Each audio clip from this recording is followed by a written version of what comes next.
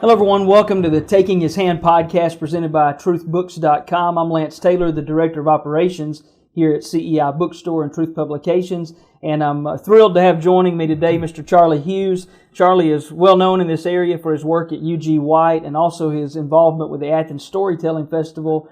Maybe lesser known is that his wife works with us here, Miss Joan. Those of you who are our CEI customers, you would know that because you talk to Miss Joan on the phone quite a bit. But Charlie, it's so good to have you here with me today. It's good to be here. It really is. It's interesting.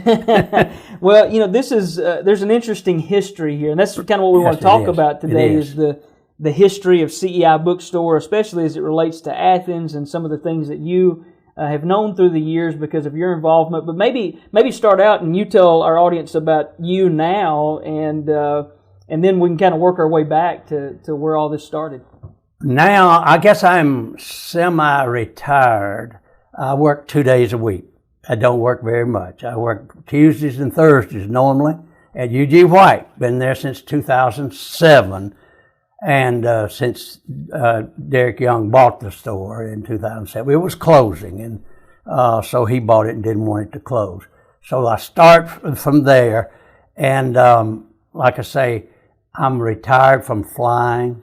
I'm retired from the post office. I'm retired from a lot of things, and but I don't want to quit. I don't want to give up. I think you need somewhere to go, something to do every day, but I don't do it every day. But you just need to stay busy, because if you sit down, I think you'll just vanish away. Well, I think it's gone. You're gone. I don't think anybody who knows you, Mr. Charlie, is saying you sit down and I don't let too much grass grow. That's right.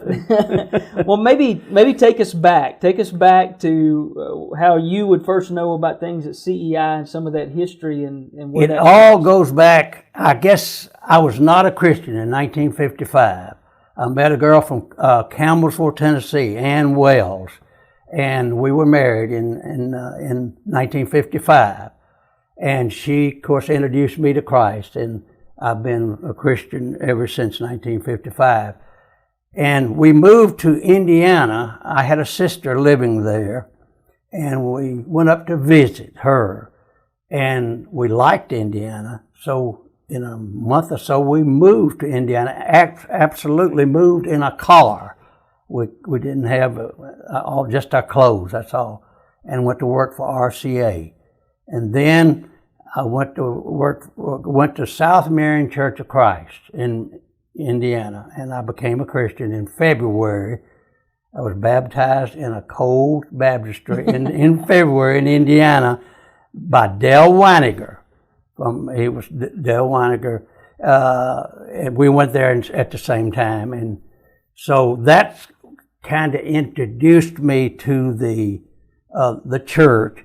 And then Cecil Willis, that was my connections with CEI. Mm-hmm.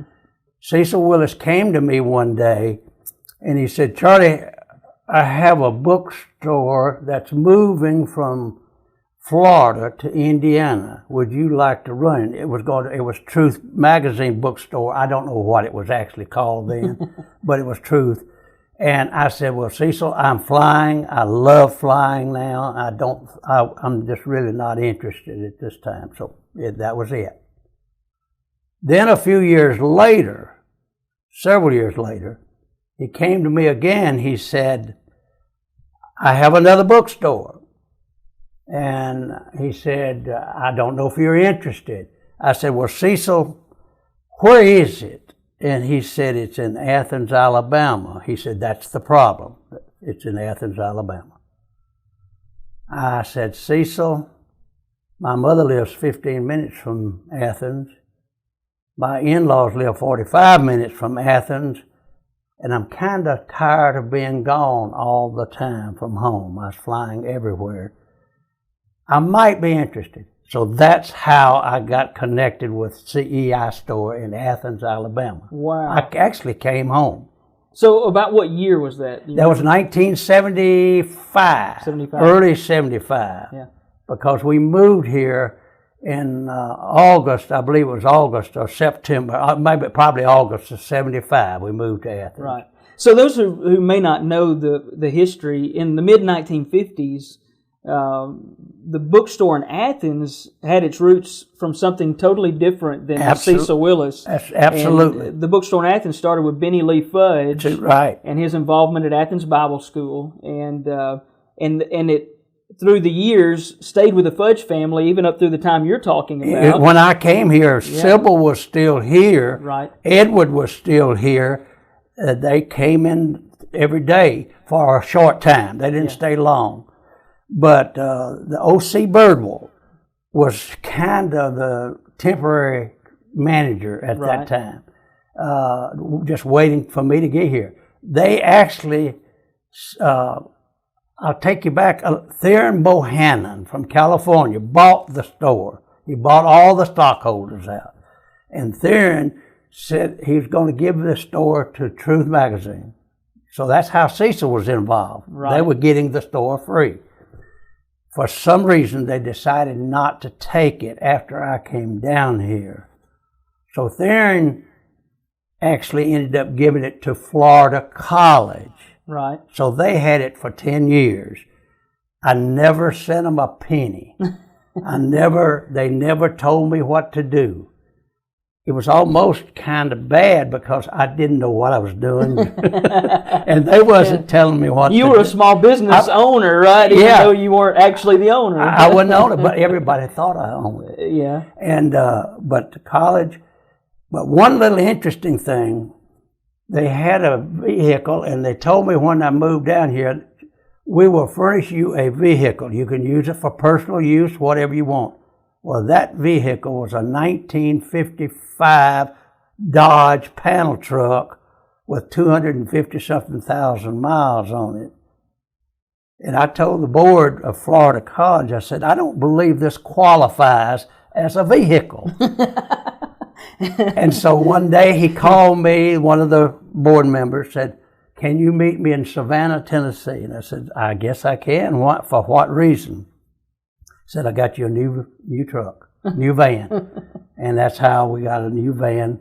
So that did kind of, that was a real vehicle. Yeah. And we did use it for personal use. Everybody thought, well, you used the company. Well, yeah, that was part of our pay. Yeah. And so that's how we got involved with that. And Florida College had it for 10 years. Yeah. Well, maybe tell me during that time about the operations of the bookstore as far as who were the customers and what was the experience like for them? And when we came here, there was very little. It was mostly mail order. Very little walk-in customers. We changed a lot of that because of the merchandise we put in. We put in office supplies. We put in things that would bring in people from the community. Mm-hmm. And we went to where at Christmas time was very big. We sold, I kept up with it 2 or 3 years. We'd sell 1,000 Bibles from Thanksgiving to Christmas. And the Bibles were a big thing, and I'm sure they still are. Mm-hmm. And but in doing that, and we added computers. We sold computers. The college told me nothing. They didn't tell me, give me any guidance at all. I'm not saying that was bad. It was kind of good. They let me run it. And but we had no computers. We didn't. Everything was hand done. Mm-hmm. And when I introduced computers to the employees, they threatened to quit. Then, after we got computers, if we had taken them away, they would have quit. That's not a lot different than today. Because if we introduce a new system or software, I'm afraid people are going to quit them too. That's it. So it went, and back in those days, I don't know how it is now. I know things have progressed. It's better and better, I think, as time goes on. A lot of preachers would hang out at CEI Bookstore. Of course, it was over on the square. And y'all were there for a while, for quite a while, I think. And but they would hang out there. But maybe come and stay 2 or 3 hours. Just hang out and talk to each other. Mm-hmm. You didn't have the cell phones like you do now. That's the way you went around and communicated. Yeah, meeting place. And it was great. And I enjoyed the preachers coming around. And so that, and we got into that, and then it increased the volume. We didn't ship what you ship today, I guarantee you. What went out of there every day, it was basically the same setup, the post office, they came every afternoon and picked up our packages. I think they do the same thing today. Yeah. So that hasn't changed. Yeah. And but it just increased. And then after 10 years, the Theron Bohannon, of course, had given it to Florida College. Then Florida College offered it to Truth for money. I know what it was, but I'm not going to say. But I don't guess it's anybody's business. Right. And so they could have had it for free. They could have had it for free. Had to buy it 10 years they later. bought it for quite a sum, but not a lot. You put value in it, right? I did. I actually got. We got a great letter of accommodation. Appreciation letter from Florida College that went into the records, their board meeting records, the minutes, and saying what a good job we'd done, and I didn't know what good job we'd done. You just been working. I just worked and did what we thought was right, and apparently it worked out, because then Truth, of course, didn't need me after they had their group were moving down to Bowling Green, and then they had the store here. Right. That was still called CEI. Yeah. CEI, I guess, it still survived. Still today, yeah. It was then called, it was Christian Enterprises International. Right. I don't know what it's really called now. Well, originally, Benny Lee Fudge, it was Christian Education Institute. Then he wanted to go international, right. And he did. Yeah. And they moved. They had a store in Texas. Yeah. Was it Abilene? I believe it was in that area. And somewhere around Abilene. And then after that, I don't know what all happened. But a lot of things changed. You know, back in the 1950s, there were a lot of periodicals and magazines and such that came up and spawned out of a lot of the kind of a new reformation almost in America with Christianity, and especially getting back to the Bible, back to the Scriptures, and so many debates and such. But from that, some of these various magazines and periodicals came out, and then some of these guys came back together. You know, ultimately. Yeah, right. They did. They had one magazine that was published here moved to Texas, I think, and we had the Cogdell Foundation in the beginning. I think it was called Cogdell Foundation. And Roy Cogdell, I believe, was the guy that started. We still have a number of Brother Cogdell's books. You know, we had local. We had Granville Tyler had his books, Conscience books, and I think Francis Owen, Kirkendall Press published some of those. I think, and so it was great. I enjoyed the years that were here, the 10 years, and then I started actually. We had a Use Your Bible workbooks. That was our basic publications, the workbooks. And Decatur Printing printed those. I went to them one day and said, I inquired with the board, would you let me print the books? And they agreed to do that. So I set up and I printed the Use Your Bible workbooks myself. And they did. We did get the store bought them for less money than they were getting from Decatur Printing. So we bought all that Decatur Printing had of the Use Your Bible. I don't think they're in print anymore. So you had and I think that's something we're even looking at potentially bringing back if we could. It was great little books. We have some similar things now, so there are some things available. But Know Your Bible is one that is still very popular.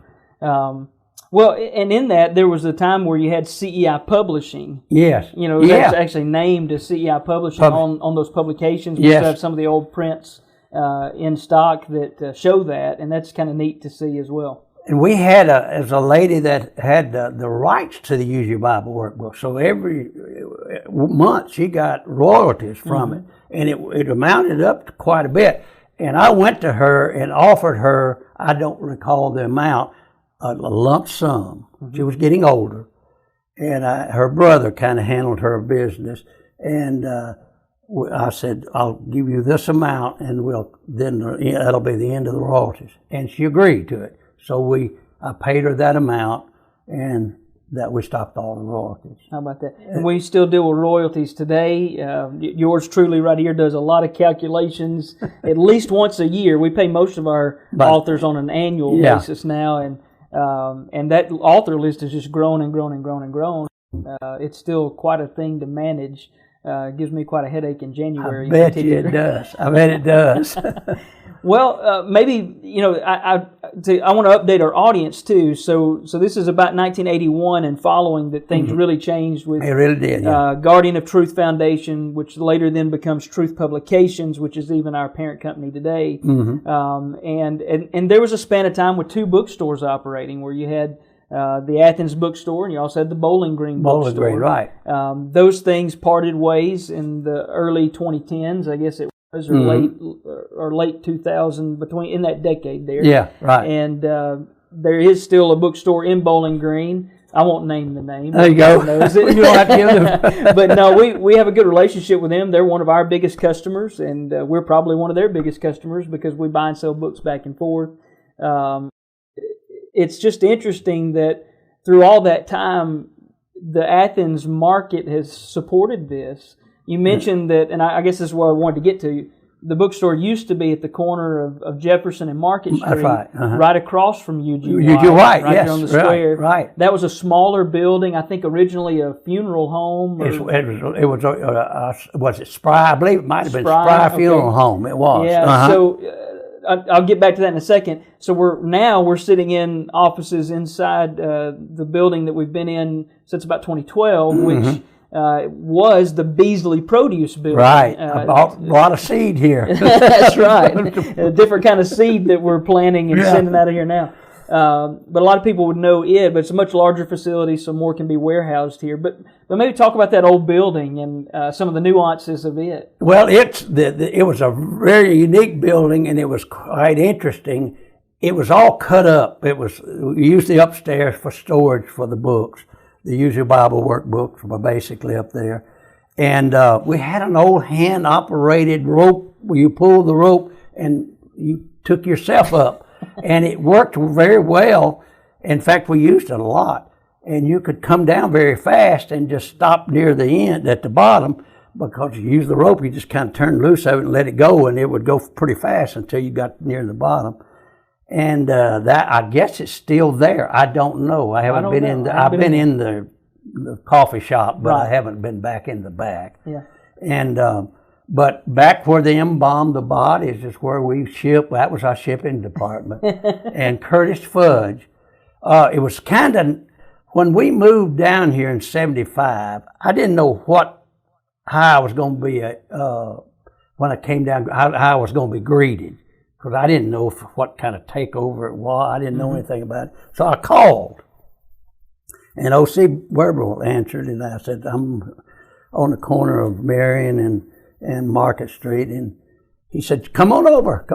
So I went over, and Sybil was there, I believe. But anyway, that started from there. But I found out that the whole staff had been given a pink slip, except Curtis Fudge. Curtis was a shipping clerk. Curtis, they hadn't given him the pink slip. Well, we got in there about a week, and it's my wife and I. Well, it didn't take but a day or two that say, 2 people can't run this. I mean, so I hired Donna Barksdale, Mamie Brackeen, 2 or 3 of them back. I said, do you all want to continue to work here? And they said, yes, we do. So I hired them back. Yeah. And that's how they came to be. And those are some names for people in Athens. They would know them. Donna Barstow worked there for a long time. And Mamie Brackeen, and Mamie would hunt a penny. If you were a penny short, she would spend a half a day looking. I said, Mamie, I'll give you the penny. And she said, it don't work that way. How about that? Well, maybe, so step back from all that for a second and give us your take on CEI Bookstore today. A lot's changed, obviously. I think it has improved. I'm just going to be, I was back in the day, 75 to 85. But it definitely has improved. Your facility, it looks so nice. The building looks great. The way you're doing things, you've got computers everywhere, and of course you couldn't do without them. I mean, we know that. But back in the day, you did do without them. Right. And I just think it's improved. I think everybody and what's going on with the technology today, I couldn't fit in. Today, if I came back today, I would be lost because I passed this, and I'm not planning on coming back to all the technology of this. I've done everything. I've flown airplanes where we did have the tech, but I'm not interested in going back and relearning all this stuff. So, well, we are. But it's great. I think it really has improved over the years. Well, appreciate that. We are grateful for your piece in all this, and that's kind of, to me, in being involved in this for the past 5 years or so, I think one of the most interesting things to me is just how many people have had a helping hand in making this possible. And, really the ultimate mission has never changed, although there's been different leadership and different visionaries in it, different ownership, different places. But the idea has been, let's put, good books in the hands of good Bible-believing people and help everybody in their walk of faith. And it's just kind of interesting to see that common thread throughout all of that, and the journey has been really interesting. It's great. And that's always been the case. It's always been the goal, is to helping people. I came in from the outside. I was not a Christian. It's a little different. You're looking at it a little different from there, I think. Right. I think if you grow up as a Christian, that's great. I'm not knocking that. I hope we all do that. It's a family that's coming along. But it is different when you're introduced at a later life. I wasn't old. I was 21 years old. But still, I didn't grow up. I grew up kind of in the Methodist. I had an uncle who was a Methodist preacher, and my mother's brother. But it's been a wonderful journey for me. I gave up flying that I loved, but I just got tired of being gone. I was gone. One time gone for 25 days without coming home. Oh, wow. And that's where you got a wife, and at that time I had 3 children. Yeah. That's a long time to be gone from home. Absolutely. And I just said, I can't do this. Well, Charlie, we could sit and talk all day. We could. You've got all kinds of stories. And so I tell you, I would invite everybody to follow UG White, follow the Athens Storytelling Festival. Those are some of the ways that you can stay connected with some of the things that Charlie is currently involved in. Next time you talk to Miss Joan on the phone here at the bookstore, ask how Charlie is. She'll get a kick out of that. Yeah, I appreciate that. For sure. See how I'm doing. I'm getting older, and that's all right. I did want to mention a couple of things. We do have a little small booklet here in the bookstore titled Who We Are, and it tells a little bit of that story from some of our current and recent board of directors and the leadership of the organization. And then I'd also invite you to, if you don't subscribe to Truth Magazine, consider taking a subscription to Truth Magazine. The print edition is only $36.95 for an annual subscription currently, $14.95 for just the digital 1-year subscription. And there are great articles in the magazine, but also you get some insights to history. At times we'll kind of do a little revisionist visit on things, and that's a good way to see that. And we just would like for folks to be sure they know that.